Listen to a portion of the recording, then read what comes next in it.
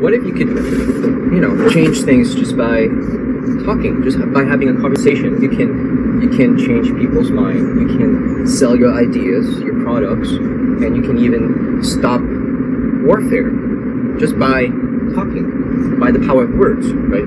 I mean, famous rappers like Tupac or Eminem, these people, they truly understand the power of language, of rhythm and language, of words. And these people show it in their artistry, in their music. And I was just thinking, why don't we do that? Like, why don't we resort to that a lot more? And I'm not just talking about conversation. I'm not just talking about trying to convince someone. You don't try to convince anyone. The more you try to convince someone, the less they want to do whatever you want them to do, right? So if, let's say, about the most relevant thing right now, which is the ongoing war, for example. If you want someone to stop war, I mean, you don't just tell them to stop. What if, with language, with the right words, keywords, you can tap into someone's mind and not because you want to brainwash them, but more because you want to truly listen to what they need. You want to truly get into what the person wants and actually speak the unspoken so that you address their needs, right? If you think about marketing or any sort of profession that involves selling, right? It's about the consumer's needs and wants, right? So what if we could actually stop the ongoing war right now by addressing the needs of the person who has decided to carry on with such a important decision that affects millions, thousands of lives, right? What if you address the needs to that person psychologically? Like, if you were to just, who knows, maybe this person is watching this video right now. Maybe this could actually convince them to stop war. What if I was to say that I understand your needs as someone from your position might have certain needs and commitments and duties, obligations, ideals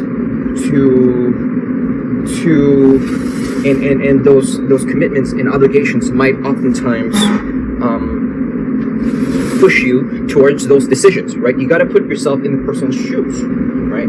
But what if like, I'm pretty sure that anyone listening to this and have interest in this topic might have also heard of the art of war from Sun Tzu, right? How sometimes war itself can be conducted without actually making war.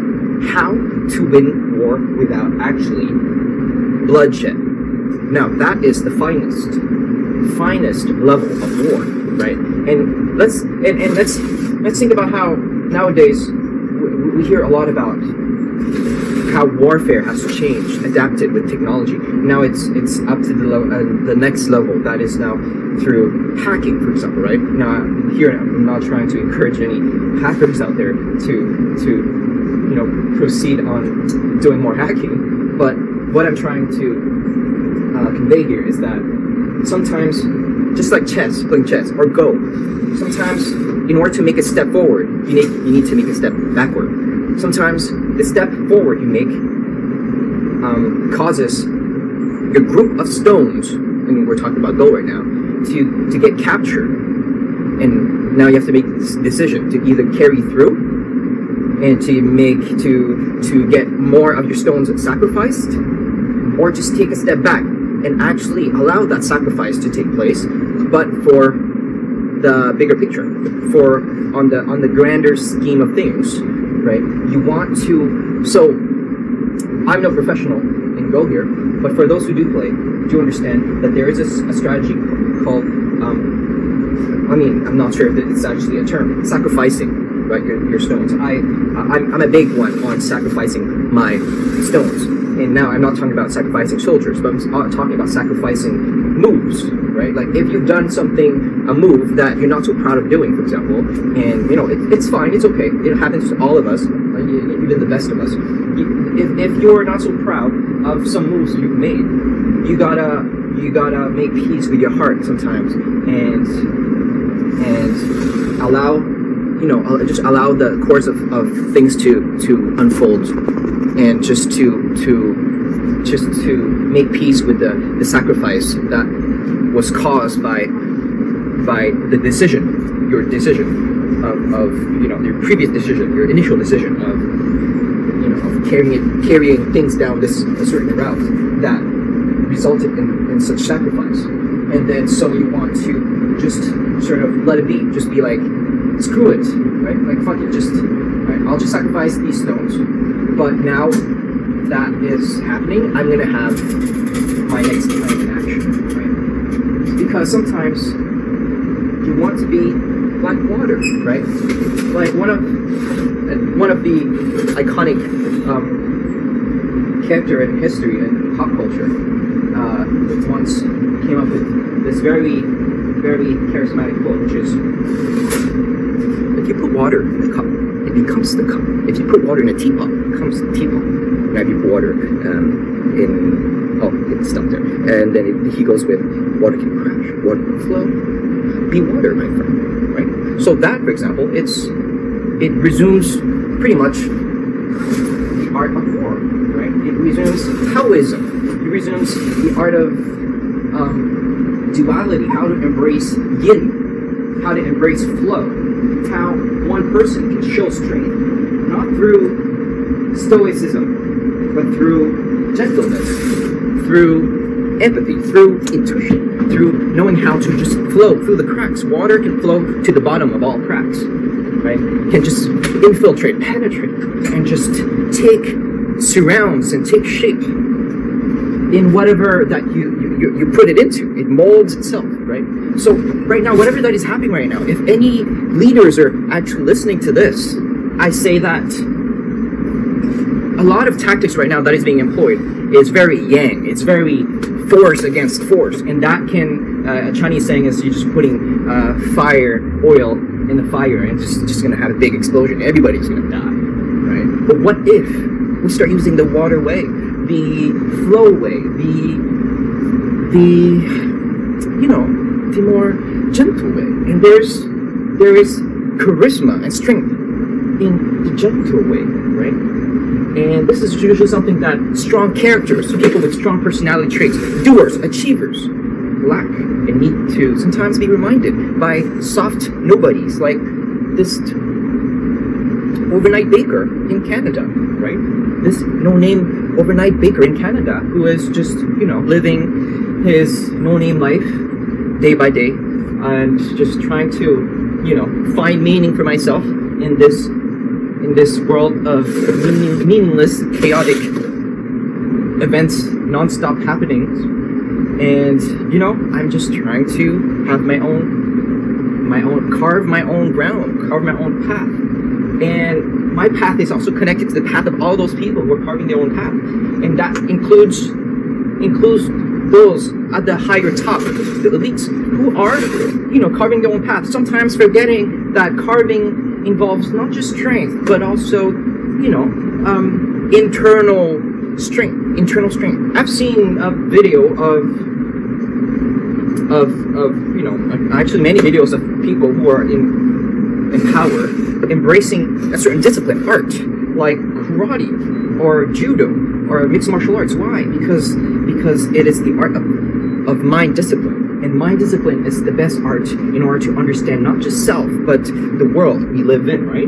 So just take it like water. Just take it like water. Just listen to Bruce Lee. Bruce Lee knows what he's saying. He was ahead of his time. He still is. Unfortunately, he's not here. So now I'm his spokesperson, right? Now I'm just relaying the message, but not empty message with meaningless, with no meanings. I'm here relaying the message that was forgotten, because people forget messages, especially in a world that is overflowed with information, right?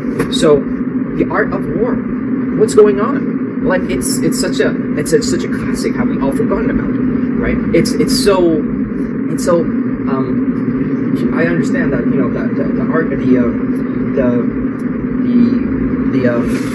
such manuscript, such book, such knowledge can be obscure to some people who are more on the realistic and tangible side. But hey, that's why I'm here. I'm making this video, talking to you. I'm making it simple, right? So using simple examples, just like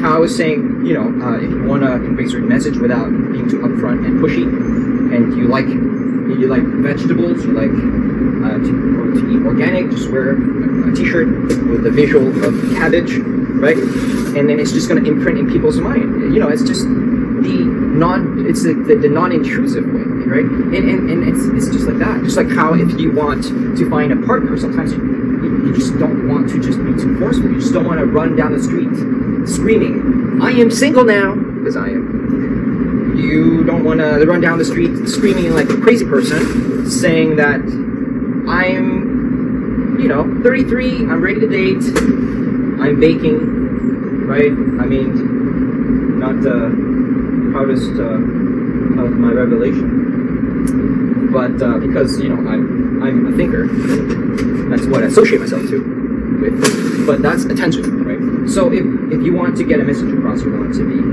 more fluid, you want to be more gentle, and sometimes the right way is sometimes a step backward, because only by making a step backward can you make a step forward. And sometimes you want to look at the bigger picture, because what if you sacrifice those 10 stones so that you can eventually win the whole game at the end, right? And that was another piece of mine. I'm really not sure who would watch this, to be honest. And hey, if this actually reaches eyes and ears, far and wide, you never know. Because we live in a world of possibilities. And when we talk about possibilities, it means that there's always more than one way to do things. And sometimes that other way is the right way, where everybody wins. And that sometimes requires the strongest people to put aside their pride. And that's what usually the first thing you learn in martial arts. Okay? So for all traditional kung fu haters out there, maybe it's not as effective anymore as MMA, but in such training you learn about humility, humbleness, and how to put aside your pride. And that's an important lesson to carry through in life.